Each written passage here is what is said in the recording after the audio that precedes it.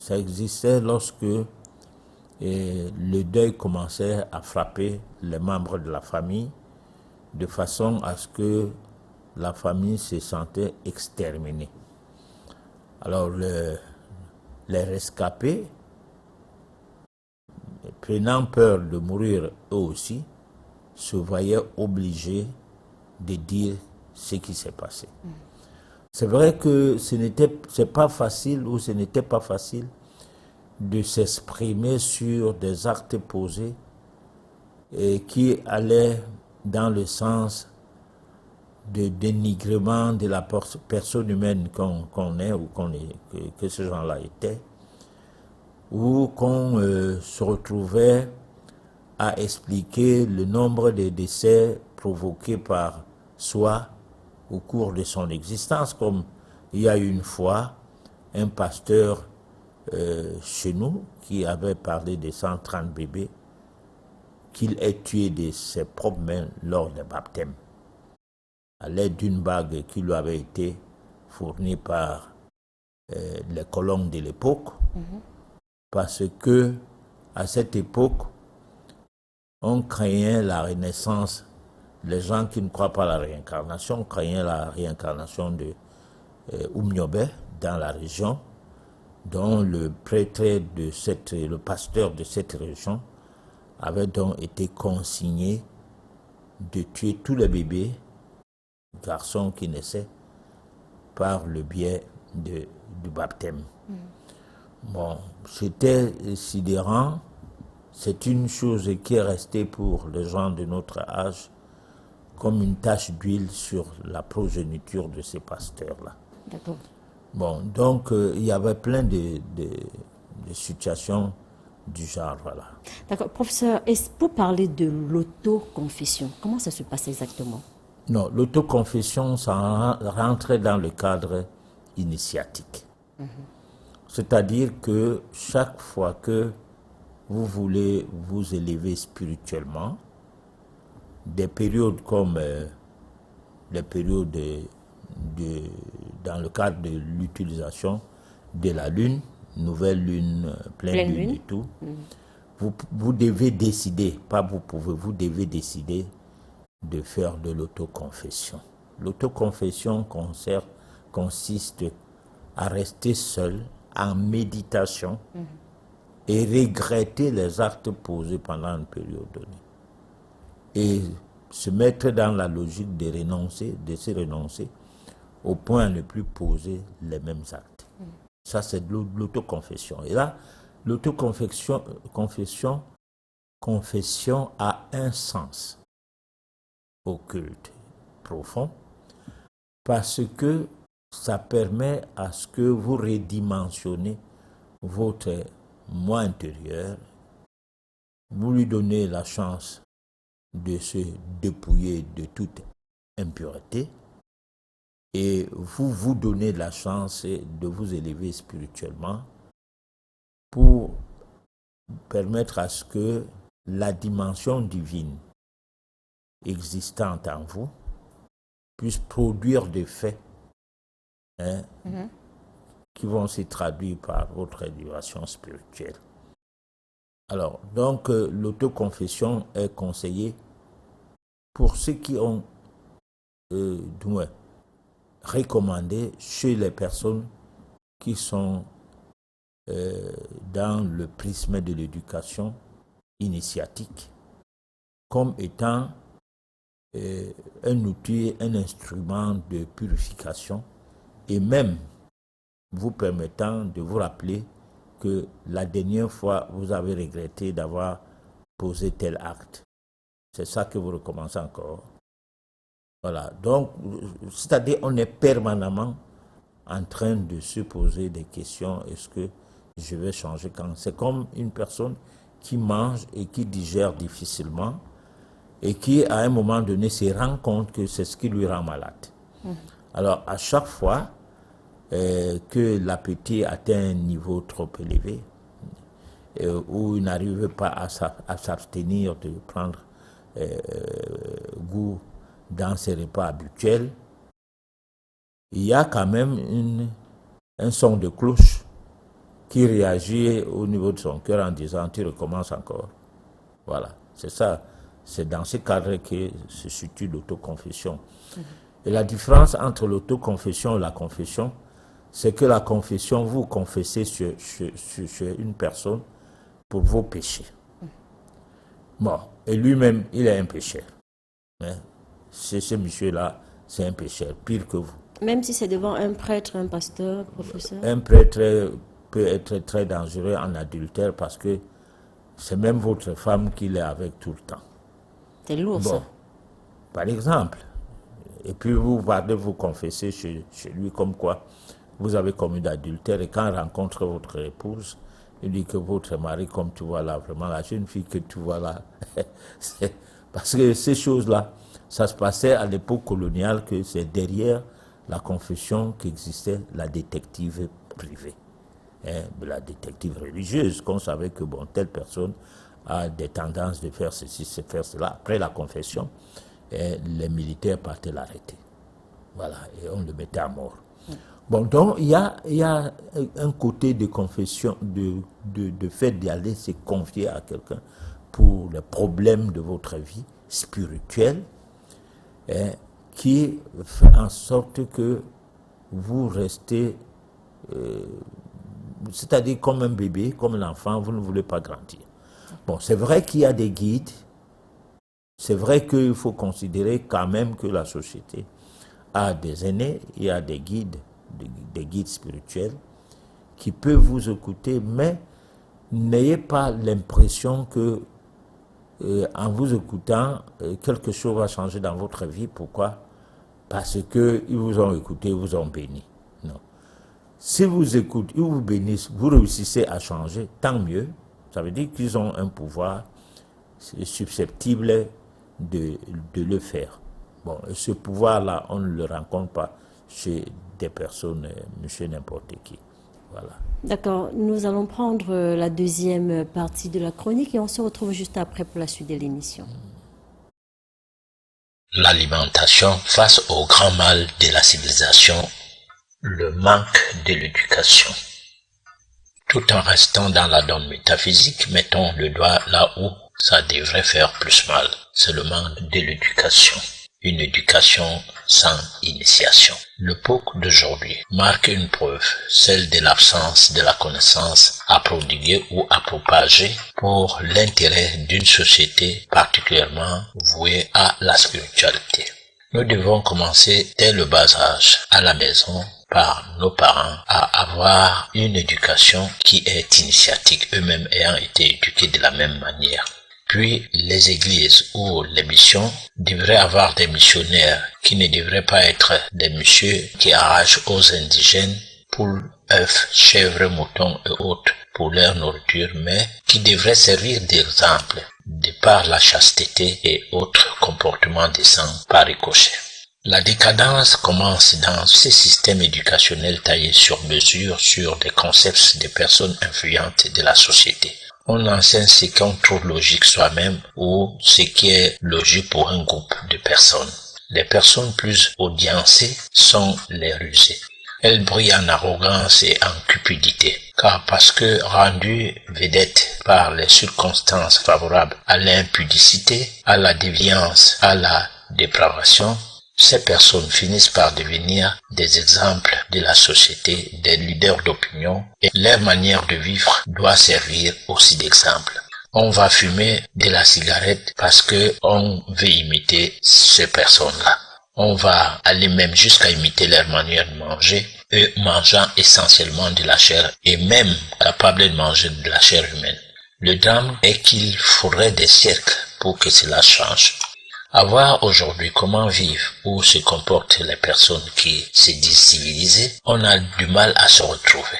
Chaque enfant admire une personne qui est grand à ses yeux. Cette personne est même à ses yeux Dieu.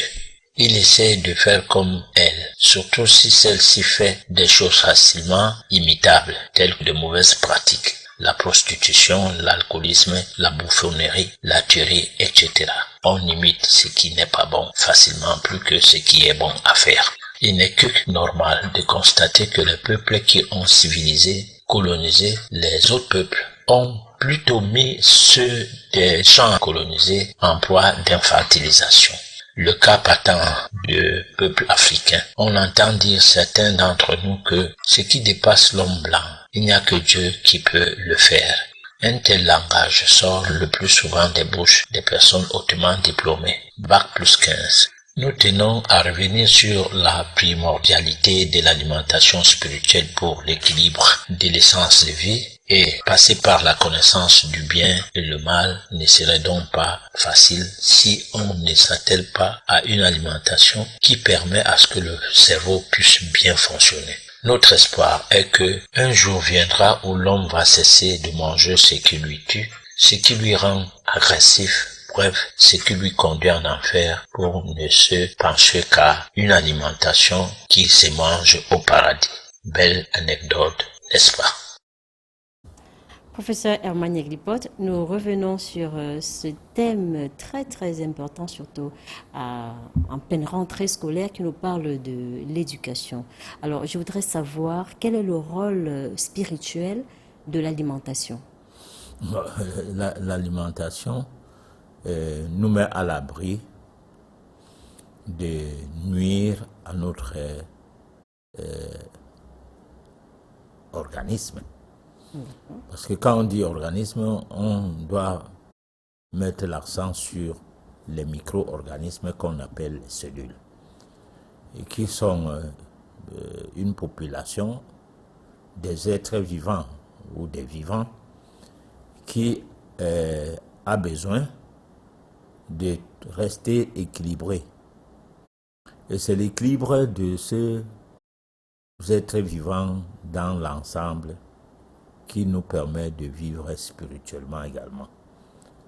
Bon, parce que la spiritualité n'est pas un slogan. C'est quelqu'un qui prend la Bible, le Coran et tout, et puis se balade les jours de culte et tout avec, et il raconte combien il est un homme spirituel, ou bien des gens qui entretiennent des personnes dans des milieux de culte se font prévaloir non seulement des spirituels, les hommes de Dieu. Tout ça, c'est des décrets. Ce n'est pas et des décrets des hommes, ce n'est pas des décrets du ciel, entre guillemets, pour ceux qui pensent que Dieu est au ciel. Bon, Dieu n'a jamais élu homme de Dieu quelqu'un parce que Dieu ne décrète pas qui est homme de Dieu. Ce n'est pas un gouvernement des hommes de Dieu, les hommes non de Dieu, ceux qui ne sont pas les hommes de Dieu. Le comportement que nous avons passe donc, le mauvais ou le bon comportement que nous avons passe donc par tout ce que nous consommons. Parce que quand on parle de l'alimentation, il n'est pas seulement question des substances alimentaires. Mais il y a aussi dans l'ensemble, quand on dit substances alimentaires, ça veut dire le macabo, le riz, les patates, les spaghettis, bon, le hamburger, tout ça, les shawarma. Bon, mais il y a aussi ça. Dans ça, il y a les boissons. Il y a tout un tas de proportions de boissons, des sucreries qui sont devenues des jus, on ne sait pas les jus de quels fruits, qui sortent de quelle usine, laquelle usine qui a sa plantation où, pour extraire des fruits et en faire autant. On sait qu'il y a des boissons qui sont considérées comme étant des fruits naturels, 100% naturels, mais quand vous lisez l'étiquette, vous voyez qu'il y a un petit mot concentré de. Donc là encore, il faut trouver l'explication. Qu'est-ce que c'est? Est-ce que c'est extrait à froid? Bon, donc il y a tout ce que nous consommons nuit à notre élévation spirituelle, c'est-à-dire l'éveil spirituel subit un coup. Oui. Alors, jusqu'aux médicaments. Parce que si nous mangeons bien, on ne tombe pas malade. Et si nous ne tombons pas malade, nous ne mangeons pas les médicaments. Et si nous ne mangeons pas les médicaments, nous avons plus de facilité de trouver des réponses par rapport à notre recherche de la lumière spirituelle pour notre éveil. Donc il y a tellement de choses qui sont subtiles dans l'éducation initiatique que on ne rencontre pas dans des mouvements religieux, simplement parce que l'exemple devrait venir des clergés. Bon, moi je pense que même dans le cadre de cette émission, nous devons mettre l'accent sur ces choses-là et répéter allant de manière répétitive à parler de l'alimentation positive, donc savoir respirer, l'alimentation neutre, savoir boire de l'eau et en des qualités et en des quantités, et puis savoir le rôle de l'alimentation négative qui est dans l'ensemble des nutriments que nous consommons. D'accord. Alors là, lorsque nous revisitons l'ensemble des connaissances sous-jacentes, c'est-à-dire cachées derrière ces discours, hein, comme pour rendre pratique ces discours-là en nous, comme si nous adoptons une certaine façon de fonctionner, nous aurons beaucoup à gagner. Beaucoup. Voilà. Professeur Herman Yeglipot, à vous écouter, on comprend tout de suite que la mauvaise alimentation contribue à notre, j'ai pas envie de dire élévation, à nous diminuer spirituellement. Alors, dans ce cas, qu'est-ce qu'on fait pour être élevé? Qu'est-ce qu'il faut consommer pour voir notre côté spirituel être en hausse? Alors, pour faire le rapport entre la première chronique et la deuxième chronique, on commence d'abord par l'autoconfession. D'accord. Hein? C'est-à-dire, on met en cause sa manière de se comporter, parce que la confession ne doit pas concerner seulement le mal qu'on a apporté à autrui, mais aussi le mal qu'on a apporté contre soi-même. Parce que si vous pensez que vous avez le droit de faire n'importe quoi contre vous, comme si vous avez le droit de vous donner la mort, de se suicider, vous vous trompez, parce que vous ne savez pas les limites qui sont dans les décisions que vous prenez du point de vue karmique, hein, ne sachant pas d'où vous venez, pourquoi vous êtes là et d'où vous irez après, hein, vous devez faire attention. Bon, maintenant, le problème d'alimentation, c'est un problème qui nécessite une base de formation, d'éducation de la masse à partir de l'enfance, à partir de l'école primaire. On devrait privilégier ça. Si aujourd'hui une éducation, disons, du point de vue alimentation spirituelle, arrivait à entrer à l'école, dès l'école primaire, à influencer les parents, hein, d'ici quelques décennies, nous aurons un autre monde.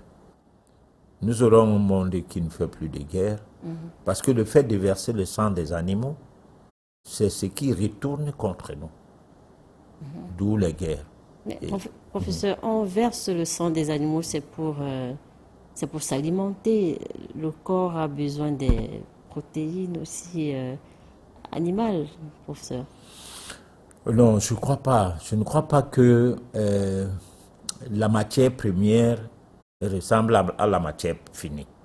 C'est-à-dire? Ça veut dire que si une usine a besoin de fabriquer des boîtes de sardines, une usine qui fabrique des boîtes de sardines, cette usine ne peut pas utiliser le produit fini, donc la sardine qui avait déjà été fabriquée, pour réen-fabriquer une autre sardine.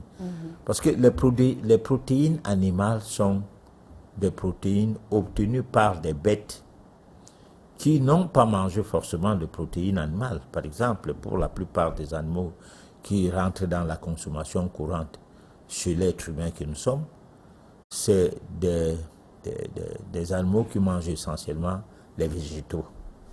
Le bœuf, par exemple, a une masse de chair, ne mange pas la chair. Donc on n'a pas besoin de protéines animales pour pouvoir gagner en chair. Non. Parce que c'est des situations qui m'amènent souvent, comme tout à l'heure je disais, qu'il faut qu'on ait une base de formation en alimentation spirituelle dès les primaires jusqu'à la fin jusqu'à plancher, c'est-à-dire vous êtes agrégé, je ne sais pas de quoi, vous devez d'abord savoir manger, savoir respirer, savoir boire de l'eau, comme la première base. Alors, pas que vous êtes agrégé, vous mangez n'importe quoi, non, vous mangez la mort. Parce que les protéines animales sont des protéines issues des cadavres. D'un cadavre, on ne peut pas retrouver la vie. Comme pour dire, nous vivons pour manger. Là, on mange des cadavres. Mais si nous mangeons pour vivre, on n'a pas besoin de manger des cadavres parce que de la mort ne peut pas donner naissance à la vie. D'accord. Voilà. Le professeur Hermaniel Lipote, et pour ces personnes qui ont passé toute leur vie à ne manger que ce que vous êtes en train d'interdire aujourd'hui, Je n'interdis pas. Bon, vous êtes en Je train de fais relever remarquer quelque chose. D'accord. Parce que moi qui, pour interdire les choses aux gens qui ont leurs moyens. D'accord. Alors, qu'est-ce que vous pouvez dire à toutes ces personnes qui ont passé leur vie à manger des choses que vous êtes en train de relever aujourd'hui, que ce n'est pas bien pour leur organisme, pour leur élévation spirituelle? Qu'est-ce qu'ils peuvent faire pour purifier leur corps? Non, la première chose d'abord, c'est que on nous a enseigné qu'il existait le paradis et l'enfer. Bon, ça fait donc à quel niveau le péché qui te conduit en enfer trouve des limites et à quel niveau la réponse positive de ta vie t'amène à aller au paradis. Là, on ne connaît pas. On sait seulement qu'il ne faut pas pécher. Alors, pécher, c'est quoi? Bon, c'est pourquoi dans la chronique tout à l'heure, on a relevé le fait qu'en métaphysique, il n'y a pas de question de péché, il y a question d'imperfection, il y a question de manquement, il y a question de ne pas avoir le savoir nécessaire et qui t'amène à bien vivre. Donc, on peut dire qu'il y a un pan d'ignorance en nous qui fait en sorte que nous ne pouvons pas nous en sortir si il n'y a pas une solidarité, disons, comment on peut dire, collective, à voir les choses sous une autre direction. Bon, maintenant, comment faire pour que les gens qui ont passé tout leur temps à manger ceci, à manger cela, et qui sont même peut-être malades à cause de l'alimentation, sans qu'ils ne soient au courant que c'est la mauvaise façon, la mauvaise décision de choix alimentaires qui est à la base de leur cancer, c'est ce qui est à la base de leur diabète, de leur hypertension, de tout ce que nous avons comme maladie courante et même des maladies occultes. Parce qu'il y a quelque chose qu'on ne sait pas. Par exemple, si vous avez peur de votre village, comme quoi il y a beaucoup de sorciers, vous changez votre alimentation pendant une bonne période, vous partez au village, vos vibrations ayant atteint un niveau trop élevé, les sorciers du village vont vous réputer de quelqu'un de sorcier parce qu'ils viennent vous goûter dans la nuit. Ils n'arrivent pas à vous pénétrer. Voilà. Bon, donc, la protection n'est pas les bagues ou des amulettes ou des pentacles, des astuces. talismans.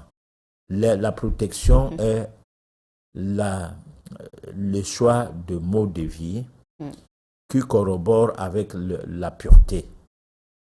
La pureté va dans le sens de ce que vous n'êtes pas malade, de ce que les vibrations de vos cellules prennent de l'ampleur et redimensionnent votre aura. Bon, l'aura, c'est la robe subtile un champ subtil qui couvre votre organisme, hein, en lumière selon votre élévation spirituelle, parce que la lumière, elle peut être blanche, elle peut être jaune, elle peut être violette et tout, et en fonction de votre élévation spirituelle.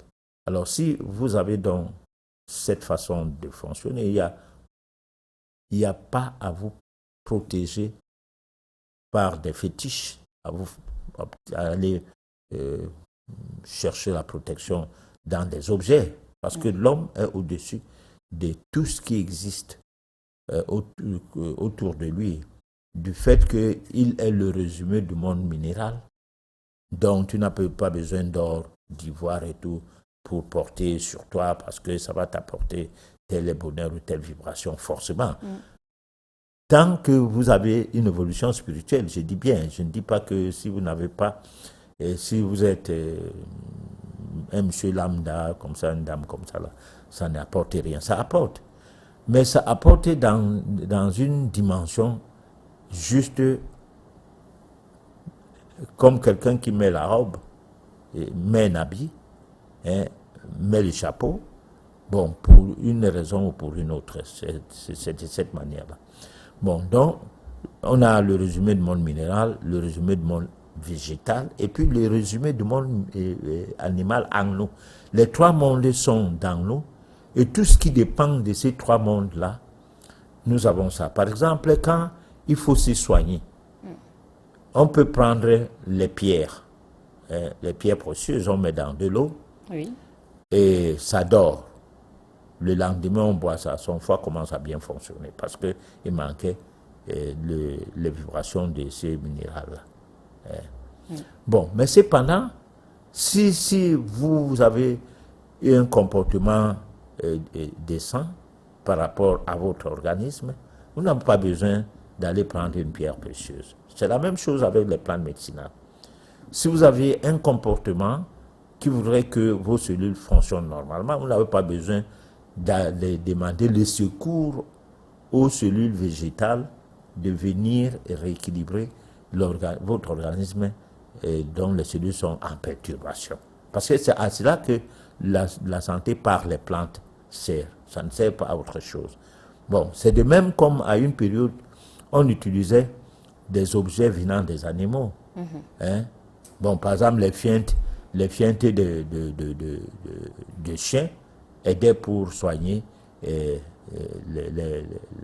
maladies de l'estomac. Hein? Ou les bouses de la vache servaient pour réguler le fonctionnement du foie. Bon, depuis un certain temps, on a créé des médicaments en relativisant l'ensemble de tout ce que jusqu'alors la science cherchait à obtenir sous forme de substances actives. Et là, maintenant, on peut dire que vous aviez le calvitus, bon, sous forme de produits qu'on peut donner à un bébé en lui frottant ça sur le corps et tout, parce qu'on a obtenu ça à base de l'eucalyptus. Pourtant, c'est des produits de synthèse. D'accord. Voilà. Merci, Patriarche. Chers téléspectateurs, nous poursuivons l'émission avec la réflexion et l'évocation qui va nous parler du christianisme en Chine.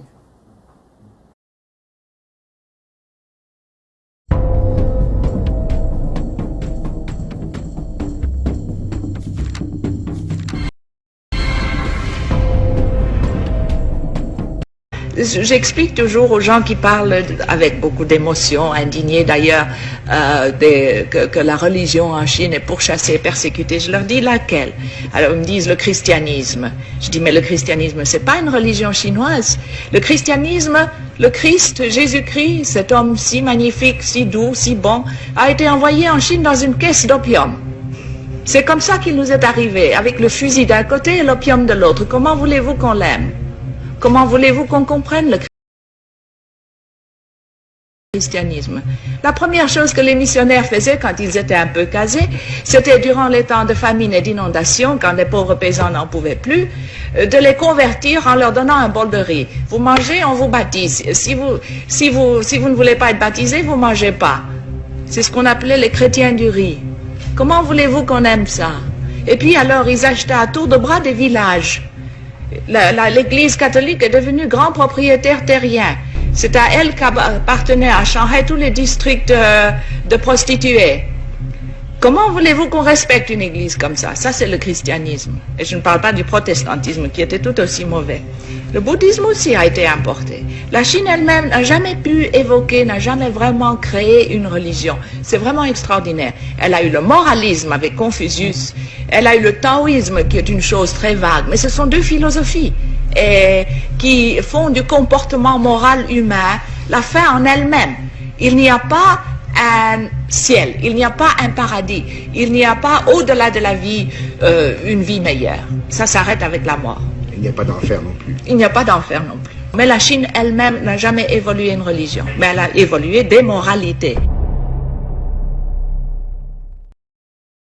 Patriarche, Ouais. un commentaire par rapport à cet élément? Bon, quand il y avait l'histoire de Boko Haram, j'avais été invité à une réunion grâce à cette émission-ci, où les chrétiens et les musulmans devaient se rencontrer. Et cette réunion était initiée par le Canada, par le Haut-Commissaire du Canada, et puis avec une association. Bon, à ma grande surprise, moi, je n'avais pas été tout à fait d'accord d'y aller au départ. C'est mes collaborateurs qui m'ont dit non, il faut y aller. C'est une invitation, on a dépêché quelqu'un et par la cathédrale de Douala pour venir te donner une invitation. Tu ne peux pas quand même faire comme si c'était fou. Mais pourquoi je n'étais pas très chaud? Parce que je n'étais ni chrétien ni musulman. Mais sauf que on me suivait à l'émission et on avait peut-être eu l'occasion de dire bon. Alors c'est comme ça que je me retrouve dans cette réunion qui a duré 2 jours avec des pertièmes et je suis devenu la personne qui a départagé 2 camps. C'est-à-dire que mon discours a servi pour clôturer la réunion le lendemain. Bon. Mon discours, c'est quoi? C'est que je disais que nous sommes une famille, et que les croyances ne doivent pas nous départager. D'accord. Voilà. Donc, Okay. alors si vous avez eu la chance d'être chrétien, c'est bon pour vous. Mais l'autre aussi qui a eu la chance d'être musulman. Comprendre en passant cet élément. En passant cet élément, c'est que nous devons être vigilants. Parce que le peuple noir, les Africains surtout, ne se posent pas des questions. Lesquels, par exemple? Non, on mange tout ce qui vient d'ailleurs, ça sort des laboratoires. Mais puisqu'on nous dit qu'ailleurs, tout est contrôlé, on patriarche. boit, hein, c'est pas contrôlé, c'est contrôlé par qui? D'accord. Bon, même si on a des structures pour contrôler certaines choses, lorsque on est néocolonisé, hein, il y a un circuit, un marché. Prenons par exemple le marché des médicaments. Si l'AMM, c'est-à-dire l'autorisation de mise sur le marché, est placée sur un médicament en France, le système de distribution de médicaments, de ces médicaments-là en Afrique, va faire contrôler encore le médicament là, comment, pour qu'on recommence encore à zéro à donner l'autorisation de mise sur le marché alors que c'est déjà autorisé par les patrons. D'accord. Bon, donc nous ne nous posons, nous on ne soigne personne ailleurs. C'est-à-dire tu as tes enfants, c'est le voisin qui les soigne. C'est le voisin qui, d'ailleurs un voisin lointain, qui les nourrit. Bon, c'est inexplicable. D'accord. Et par rapport à l'intelligence artificielle? On se plaît tellement dans ces histoires-là, et surtout qu'à un moment donné, la grande classe intellectuelle africaine est beaucoup plus contre même le fait que le retour aux sources se produise. Alors donc, il y a un problème. D'accord, mais qu'est-ce qui se cache derrière tout ça, patriarche? Ce qui se cache derrière tout ça, c'est que nous sommes des envoûtés. Il y a une certaine sorte de sorcellerie de troisième dimension qui frappe les Africains. Bon, et là, on n'a pas compris ça, on n'a pas vu venir cela parce que beaucoup d'entre nous ne comprennent rien de l'esclavage, comment ça a été, comment ça a commencé, rien de la colonisation, et rien de la néocolonisation jusque-là même. Bon, donc, c'est comme ne demander pas aux héritiers de l'esclavage, de la colonisation et de la néocolonisation de renoncer ce qu'ils ont eu comme héritage de leurs parents esclavagistes. Suivez mon regard. Vous ne pouvez pas, parce que les avantages qui sont derrière tout ça, on ne peut pas refuser d'en profiter. Surtout que les Noirs sont restés les bêtes des sommes. Ils ne réagissent pas. Nous pensons que la nouvelle génération des Noirs, les jeunes Noirs actuels, bon, vont s'en sortir. Mais comment? Quand ils sont versés dans l'alcool, dans la consommation de produits dont les additifs alimentaires sont de nature à provoquer la sclérose en plaques, sont de nature à perturber le fonctionnement du cerveau. Hein? Où nous sommes des hybrides, sans le savoir et sans savoir d'où ça vient. Partant des chewing-gums, des biscuits, des chocolats, jusqu'aux boissons de luxe comme les vins. Bon, et surtout ce qui vient en Afrique, tout devrait être contrôlé au fin près et avoir des laboratoires et multifonctionnels. Mais malheureusement, on contrôle si à Tchang ou à Bafoussam, on constate qu'il y a quelqu'un qui a fait son usine de quelque chose là-bas, ou mélanger ces choses. Alors, on va là-bas rapidement le perturber, l'arrêter et tout. Mais on ne contrôle pas ce qui sort des bateaux déjà acceptés à l'exploitation ou à l'importation. À l'exportation ou à l'importation, du moins à l'importation. On ne contrôle pas. Chers téléspectateurs, nous poursuivons cette émission avec vos SMS et WhatsApp. Vous avez la possibilité de participer à l'émission en nous envoyant les messages, bien sûr, au numéro qui s'affiche au bas de l'écran. Nous allons prendre le SOS téléspectateur.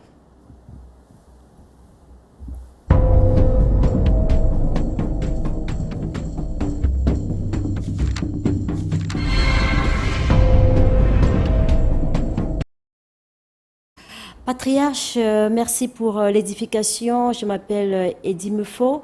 Je voudrais savoir comment faire pour purifier mon corps parce que j'avoue, depuis des années, je mange n'importe quoi. Non. Vous commencez d'abord déjà, on peut dire que cette dame, je ne sais pas si c'est une dame, bon, mais apparemment oui. Bon, cette dame a déjà un pied dans l'auto-confession. C'est parce que c'est comme ça commence, c'est-à-dire on constate qu'on a fait du mal contre soi déjà et qu'on a envie que cela change. Alors, ce que nous allons vous conseiller, c'est que vous devez commencer par apprendre à respirer, comme pour dire que le premier aliment qui est céleste, qui est pur, c'est l'oxygène. Commencez par apprendre à respirer. Et apprendre à respirer, c'est faire des exercices respiratoires tous les matins, au lever du lit, comme premier acte à poser. Et après, maintenant, vous buvez de l'eau chaude, tout juste après cet exercice, et vous buvez de l'eau fraîche, c'est-à-dire un verre eau chaude, un verre eau fraîche, directement, avant de prendre son bain. Donc, vous avez pris le petit déjeuner, qui est totalement particulier. Et là, le petit déjeuner qui est sur la base des nutriments, c'est-à-dire une boisson chaude, du genre café, thé et tout. Là, faites ça de manière sélective. Évitez de prendre des choses juste pour prendre. Alors là, ce qui doit se prendre facilement, régulièrement la citronnelle. Vous pouvez la prendre régulièrement parce que ça agit bien sur soi et accompagner pouvoir associer ça à l'eucalyptus. Parce que là, vous avez le bon fonctionnement du cerveau et la bonne circulation du sang qui naîtra comme réponse à la décision de prendre cette boisson le matin. Et éviter de sucrer ça, à la limite un peu du miel seulement. Et ne pas prendre ça forcément avec du pain, je sais pas, des gâteaux ou quoi, mais en prendre simplement. Bon, en dehors de ça, le deuxième aspect du petit déjeuner le matin passe par des fruits à queue, dont les fruits juteux de la saison.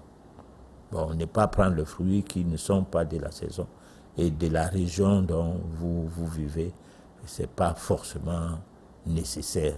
Je ne dis pas que ne pas en prendre du tout, mais ce n'est pas forcément nécessaire. Voilà. D'accord.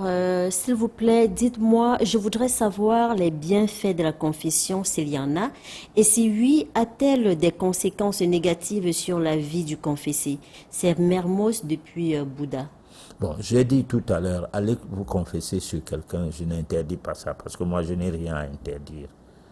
Je fais seulement remarquer que, est-ce que vous êtes sûr que la personne qui vous écoute n'a pas besoin de se confesser aussi chez vous?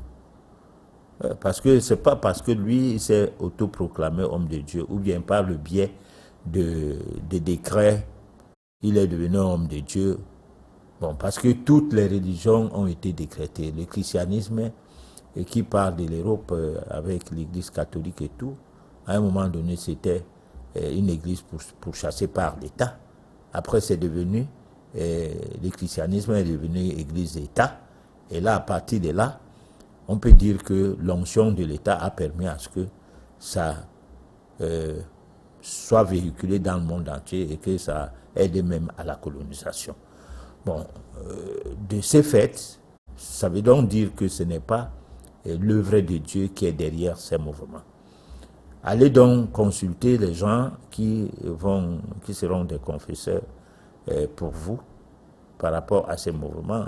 Bon, chacun doit prendre ses responsabilités. C'est comme vous allez peut-être adopter un mode alimentaire à ne manger que des boîtes de conserve, des produits de l'agroalimentaire en refusant de manger les produits vivriers qui sortent du sol.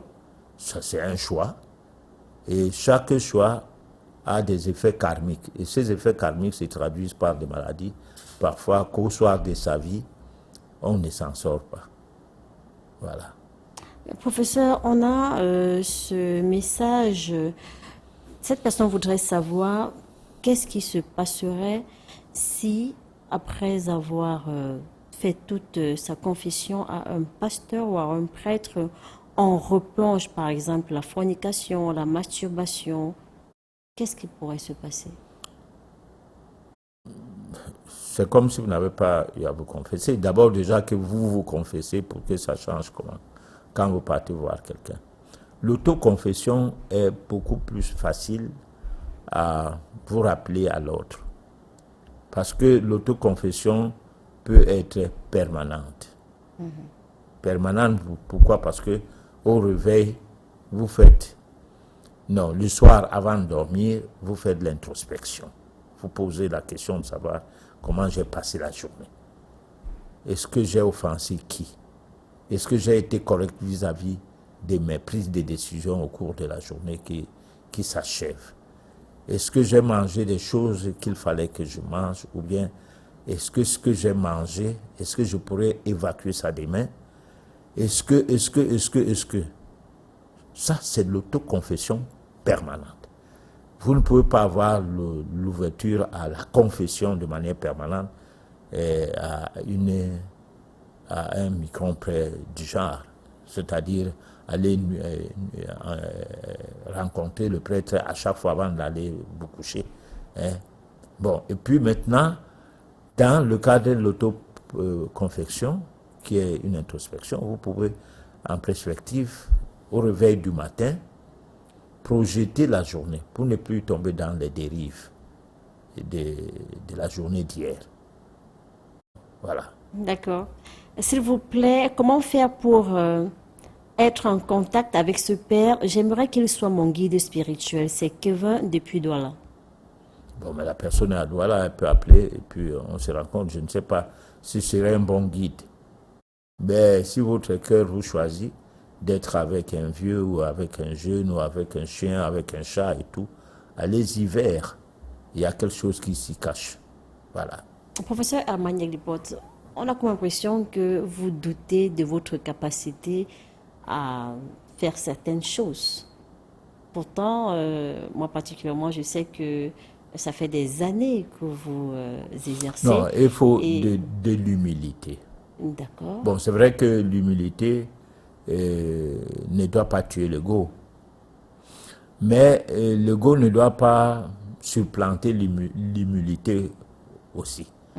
Le maçon au pied du mur, je peux bien être un bon éducateur du point de vue métaphysique et ne pas l'être pour tout le monde parce que il peut arriver qu'on me sollicite lorsque ma disponibilité est au point zéro et la personne sera déçue.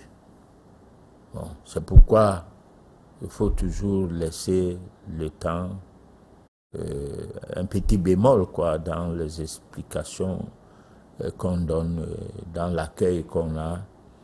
Parce que ici où on a assis, la porte est ouverte à tous ceux qui veulent me voir. Voilà. Mais ce n'est pas une manière comme si j'étais une boisson qu'on doit venir me goûter. Ouais. Non. Voilà. Mais à tous ceux qui veulent me voir, parce que moi aussi j'ai besoin de voir les gens. Bon, derrière, à travers les gens, j'apprends beaucoup. Aussi peut-être, à travers moi, les gens peuvent aussi beaucoup apprendre. C'est un rendez-vous de donnant et de recevoir. D'accord. Patriarche, j'aimerais savoir comment faire pour se purifier sans toutefois aller chez un voyant. Bon, là, vous allez apprendre à vous purifier en utilisant, en étant convaincu que on ne peut pas devenir chauffeur d'une voiture sans avoir le véhicule et sans avoir fait l'auto-école. Et se contenter que, bon, soit vous avez la voiture, vous ne faites pas l'auto-école, vous n'apprenez rien de tout ça, et puis vous vous mettez en route. On conduit à droite, vous vous conduisez à gauche dans un pays où on conduit à droite. Vous devenez l'obstacle des gens. Donc, vous avez besoin de ne pas être guidé. Mettez-vous à l'école de la vie. D'accord. Bon, c'est l'école là qui va vous guider. Et cette école de la vie passe par des formations initiatiques. Ok. Juste rappeler à nos chers téléspectateurs que pour le moment, ils peuvent juste envoyer des messages. Les appels se font après l'émission. On poursuit avec ce message. J'aimerais savoir si vivre sans un guide spirituel est mauvais. Si? Vivre sans un guide spirituel. Mais on n'a pas toujours besoin de guides spirituels lors de la dernière réincarnation, vous avez atteint un degré qui fait en sorte que, au cours de cette incarnation, vous vous présentez, du moins ça se présente en vous comme une personne qui se repose. Donc il n'est pas question que tout le monde doit répondre à l'appel de l'élévation spirituelle de la même manière. Non. D'accord. Patriarche, je suis un homme âgé de 34 ans. J'aime trop la masturbation. J'aimerais que vous m'aidiez à m'en sortir. Ça, on va en parler hors antenne. C'est-à-dire, après l'émission, la personne peut appeler, on comprend. Parce que cette histoire-là, que quelqu'un fait des choses au secret, mais revient avec en public, nécessite à ce qu'on comprenne déjà pourquoi il est embêté et pourquoi il continue à en faire. Voilà. Alors, j'aimerais savoir, le fait qu'on te fait du mal tout le temps veut dire qu'on te rend sage et on t'amène à avancer dans la vie. C'est Damien depuis Yaoundé Le qui fait pose. que, Le fait que qu'on te fait du mal tout le temps veut dire qu'on te rend sage et on t'amène à avancer et dans la vie. c'est-à-dire que vous avez toujours les gens qui vous font du mal, c'est ça, et vous, ça vous permet d'avancer. Il veut savoir si... Mais très très souvent, c'est les difficultés qui font avancer. Sauf les gens qui baissent les bras. Parce que lorsque vous avez des difficultés, vous baissez les bras, ça veut dire que vous êtes comme une personne qui est malade et qui refuse de se soigner. Il n'y a pas de vie aisée qui soit meilleure à dépasser une vie difficile qui vous projette à des beaux jours. Voilà. Ok, patriarche, comment faire baisser mon ventre? Bon, mais là, ça, il y a des exercices. Il y a aussi, au-delà de ces exercices-là qu'il faut faire tout le temps, il y a une manière de s'alimenter et surtout les quantités de nourriture. Et les heures du soir sont les périodes où l'alimentation nuit un peu à l'équilibre corporel. Et là, il est difficile de réussir à baisser votre ventre. Bon, c'est vrai qu'il y a des recettes sur la base des plantes médicinales, mais je ne les ai pas à m'apporter là où je suis en train de parler. Voilà. Patriarche, j'ai un problème. J'ai toujours mal à l'estomac. Comment faire? Alors, vous ne mangez plus? Comment ça, patriarche? Oui, parce que Est-ce qu'on peut ne vivre sans demandez manger? pas à un footballeur qui a la cheville cassée d'aller jouer au football.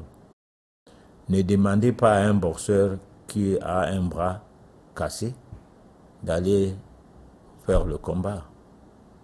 Il n'y a que des maladies liées au tube digestif qu'on ne fait pas attention à faire de ce tube digestif, à faire à ce tube digestif le même travail qu'il fait quand il est bien, alors qu'il n'est plus bien. Ça veut dire donc que quand vous avez un mal d'estomac, toujours et toujours, mettez-vous dans une alimentation qui ne donne pas trop du travail à votre estomac. Le genre des bouillons de pommes de terre, le bouillon d'igname, mais peu de pommes, beaucoup de condiments de verre hachés. Parmi ces condiments verts, beaucoup d'oignons et tout. Bon, et puis manger aussi parfois l'igname jaune avec l'huile de palme, comme pour dire qu'on a trop mangé de bouillon comme ça. Bon, aujourd'hui, je prends juste l'igname avec un peu d'huile de palme. Au bout d'un moment, si c'est un mal gastrique ou l'ulcère, la cicatrisation va se produire tout seul.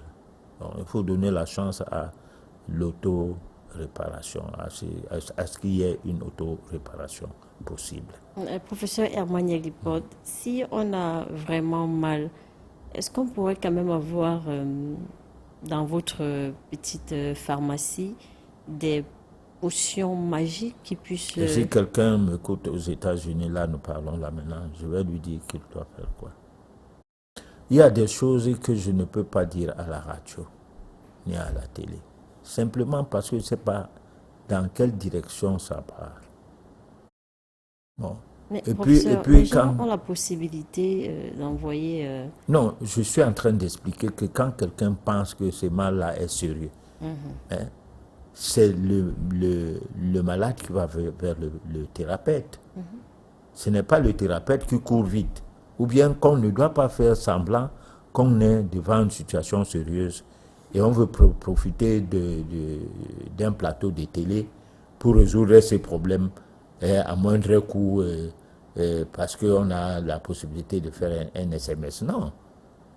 Il faut donner la chance à ce qu'on comprenne comment ton mal en est arrivé là. Et là, on vous donne des conseils conséquents. Pas qu'on vous donne des conseils superficiels, parce que le monsieur qui vous donne des conseils prétend être monsieur Sabitou, il sait tout. Ou bien prétend être quelqu'un qui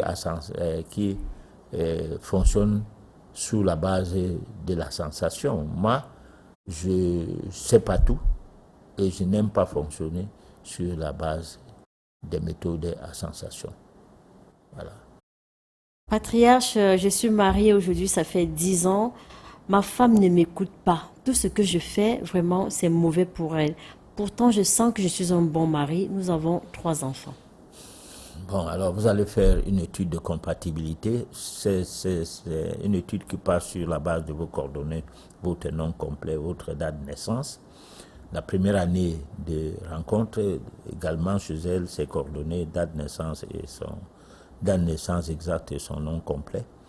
Au bout de cette étude, qui sera un rapport écrit, vous aurez la connaissance des hauts et des bas de la vie de votre vis-à-vis, et vous pourrez maintenant adopter votre manière de fonctionner par rapport à comment sa vie est préprogrammée.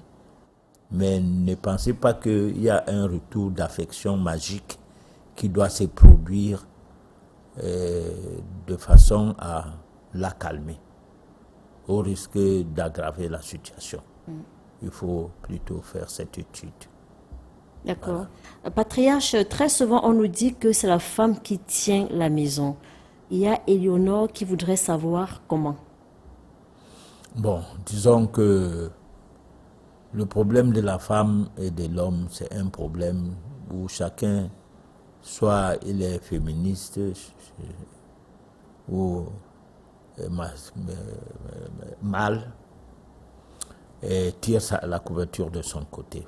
Bon, mais la rencontre de l'homme et de la femme va dans le sens de faire un monde, créer le genre humain et permettre à ce que ce genre humain puisse évoluer. Bon, maintenant, derrière ces rencontres, il y a le karma. Le karma voudrait que vous rencontriez une personne qui va vous tuer et qu'elle soit votre époux ou votre épouse. C'est le karma. Le karma voudrait que vous ayez une personne qui va vous amadouer, qui va vous encadrer et tout, qui soit votre époux ou votre épouse. Alors, pourquoi vous rencontrez des gens mauvais? Pas seulement dans le cadre du mariage, mais parce que dans vos vies antérieures, vous avez posé des actes contre ces gens-là. Donc, au cours de cette vie, comme rien, comme tout se paye ici-bas. Oui. N'attendons pas qu'il y ait l'enfer pour payer. Vous crachez en l'air, n'attendez pas que quand vous allez mourir, quand vous serez au dernier jugement, que les crachats là vont descendre sur vous. Non. Bon, donc, le premier enfer, s'il y en a d'autres, c'est d'abord l'environnement dans lequel nous vivons. La Terre est une planète de souffrance.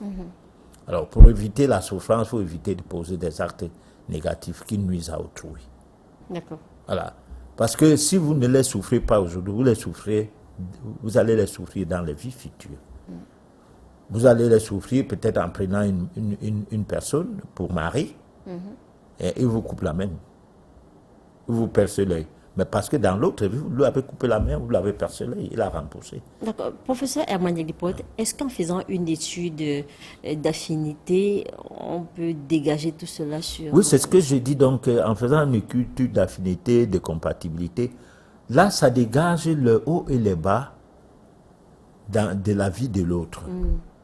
Vous essayez de voir jusqu'où vous pouvez vous mettre dans la logique de gérer la situation. D'accord, mais moi j'ai envie de comprendre. C'est-à-dire, je viens vous voir. Vous me dites, le monsieur avec qui tu vas là, vraiment, c'est lui qui va te tuer. Vous dites que je dois continuer la relation? Non, l'étude l'étude métaphysique d'affinité ou bien de compatibilité n'est pas de nature à vous dire tel va vous tuer. Elle est de nature à dégager les points faibles et les points forts de l'autre. Et si vous connaissez les points faibles d'une personne, vous pouvez éviter le mal provenant de cette personne. Mais si vous ne connaissez pas ses points faibles et ses points forts, vous ne pouvez pas éviter. Parce qu'il y a des querelles parfois qui ne servent à rien. Vous avez une femme qui est querelleuse et vous savez cela et vous continuez à quereller avec elle. Ça veut dire que vous voulez la changer. Hein? Ou vice-versa. Et quand vous voulez changer une personne, c'est comme si vous oubliez que c'est déjà un adulte. Hein? Et comme si vous oubliez que son caractère, l'autre jour on a parlé du caractère, bon, de par son tempérament, ne lui permet pas de se soumettre à certaines injonctions, hein, du fait que vous croyez que vous pourrez faire quelque chose contre la personne. Bon, alors, maintenant, on l'a souvent dit, on ne peut pas licencier un employé pour indiscipline. Ça veut dire que l'employeur lui-même n'est pas à la hauteur de gérer ses employés. Parce que s'il peut arriver que tous deviennent indisciplinés, tu fais comment? Tu fermes ton entreprise? Non. Mais ça veut dire qu'ils sont indisciplinés parce que toi, tu n'es pas à la hauteur de les gérer. Bon, donc, c'est la même chose. Tu ne peux pas être avec une femme ou avec un homme, tu te mets à te comporter comme si tu étais le roi ou bien le chef-service du ménage ou bien, je sais pas, le patron, alors que votre femme ou votre époux n'acceptez pas ça. Bon, mais en étudiant le phénomène, pour finir, la situation sera arrangée que, bon, le type, si, comme lui, il ne veut pas que je lui dise des choses, pense que je suis là pour le commander, bon, je laisse. C'est tout. D'accord. On prend ce message. Est-il possible que des personnes, sans le savoir, soient elles-mêmes source de sorcellerie ou de malheur pour leur entourage en raison de pensées ou d'actions non confessées? Comment l'autoconfession peut-elle révéler cette vérité intérieure et les libérer de cette influence? Mais la personne a répondu à la question. Je sais pas pourquoi, Parce que il suffit que vous ayez, même au niveau de vos propres enfants, étudier les réactions lorsque tu leur proposes quelque chose, que tu proposais seulement, que ce n'était pas une manière de les amener à faire la chose. Bon, alors 1, 2, 3 fois, vous ne les proposez plus ces choses-là. La paix vient. Tant que vous avez dans votre maison des messieurs qui sont âgés, sachez que ce sont des voisins ou des dames, entre guillemets, votre fille est âgée, c'est une voisine. Votre garçon est âgé, c'est un voisin. Alors, le voisin, on cherche le bon voisinage, sinon ça ne va pas marcher. Alors, dans ces cas, vous adoptez une attitude qui voudrait qu'il n'y ait pas de clash. C'est tout. D'accord. Dans nos pratiques ancestrales, la protection spirituelle est primordiale. Comment l'autoconfession peut-elle être utilisée comme un bouclier contre les influences néfastes du quotidien, telles que la jalousie, l'envie ou même les sorts envoyés par des ennemis invisibles? Ouais. Bon, prenons par exemple l'autoconfession qui va dans la direction d'une personne qui jalouse les gens. Et que cette personne-là décide qu'elle doit s'auto-confesser. Voilà. Alors, cette personne qui ne croit pas qu'elle est jalouse, mais on en parle quand même. Ça se parle. Et décide qu'elle doit commencer à réfléchir sur cette histoire que les gens disent tout le temps qu'il est jaloux. Alors, à partir de cela, finira par comprendre comment fonctionne la jalousie chez quelqu'un qui la pratique. Parce que la jalousie qu'on pratique à son égard, à notre égard, à tort ou à raison, on comprend ça vite. Mais celle que nous pratiquons à l'égard des autres, nous ne le comprenons pas. Nous pensons que nous ne sommes pas jaloux. Bon, ou bien nous trouvons la logique de cette jalousie, c'est-à-dire de se manifester de cette façon. Nous trouvons ça logique. D'accord. Bon, parce qu'il y a des fois, quelqu'un ne t'a rien fait, tu ne le connais pas, tu ne l'as jamais vu et tout. Mais quand tu entends son nom, tu as mal. Même les membres de la famille, tu as des cousins, des frères ou bien des oncles que tu n'as jamais vus. Mais ça se parle, ça se dit comment ils sont bien, ils sont riches, ils ont des voitures, ils ont ceci. Tu es malade dans ton cœur que comment ils ont les choses que toi tu n'as pas. Bon, cette maladie, ça te fait, ça te pince, ça te fait des... Ça te ronge, comme on dit au quartier. Ça te ronge.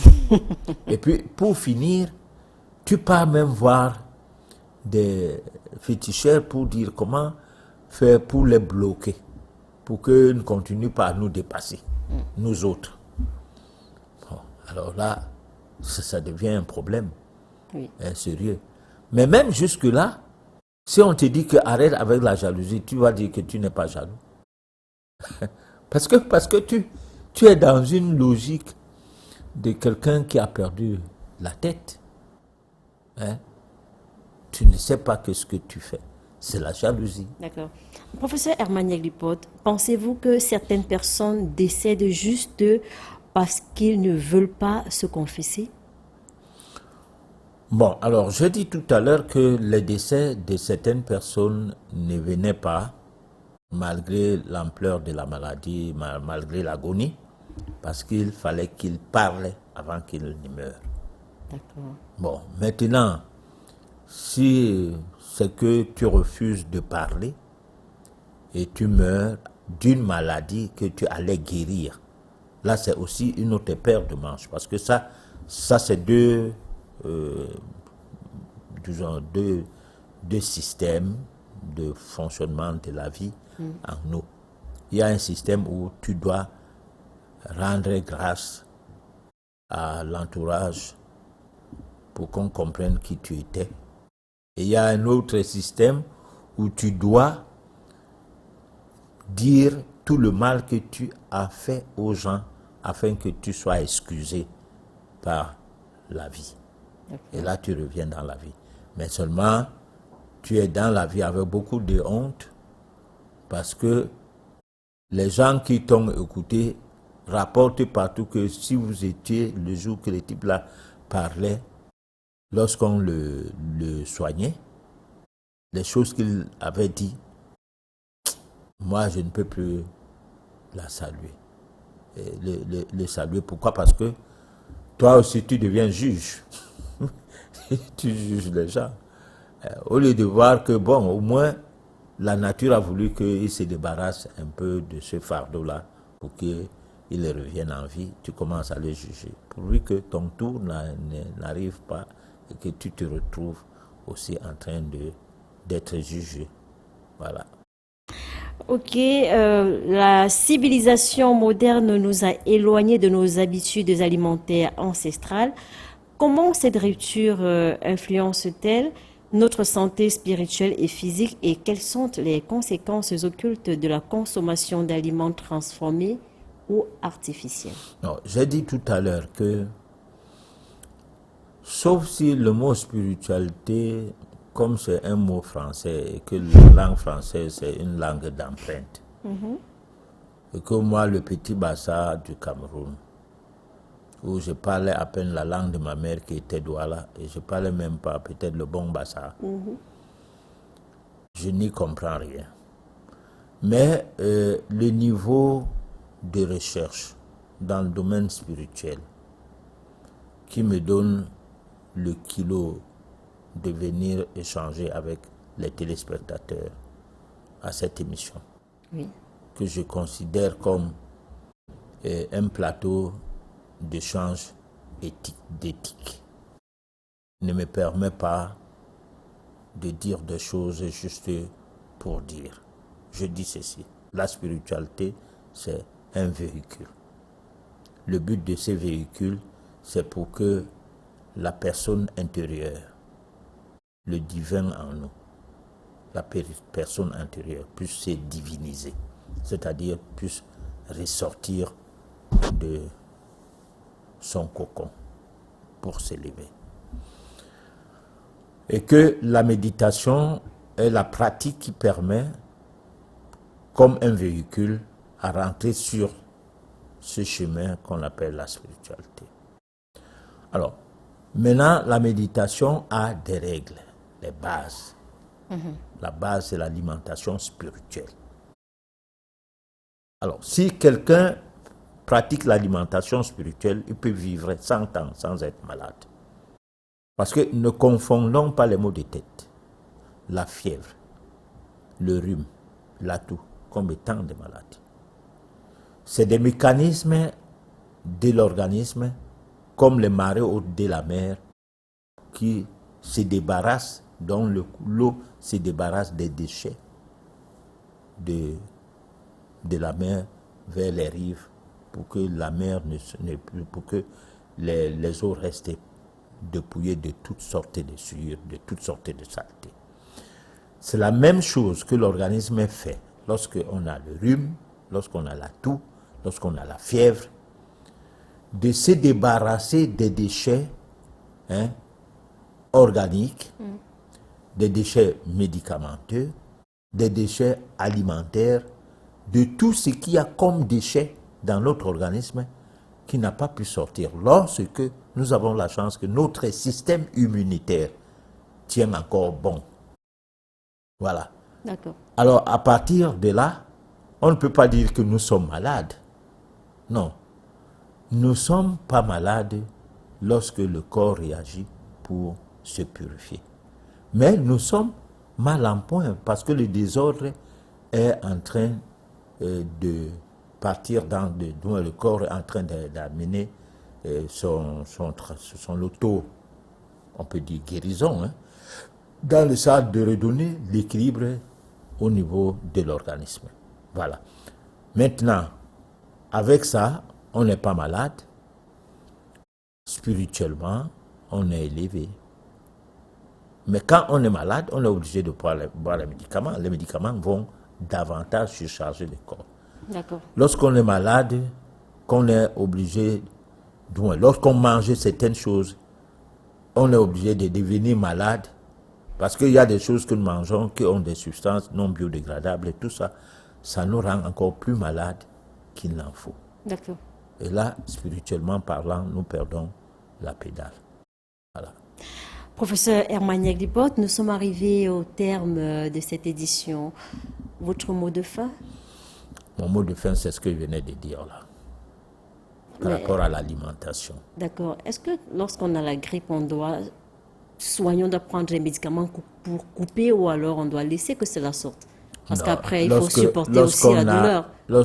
Lorsqu'on a une maladie, on doit savoir d'abord à quoi cela est dû. C'est ça, parce que quand on prend le paracétamol le mois-ci, le mois prochain, on en prend encore. 3 mois après on tombe dans la fréquence de prendre plusieurs fois les produits en un mois. Alors, ça veut dire qu'on n'a pas compris les causes du mal et c'est pourquoi cet aspect des choses perdure. C'est tout. Merci, professeur Hermaniak Lipote. Merci à vous, chers téléspectateurs, de nous avoir suivis du début jusqu'à la fin. Donnons-nous rendez-vous mardi prochain dès 23h. D'ici là, portez-vous bien.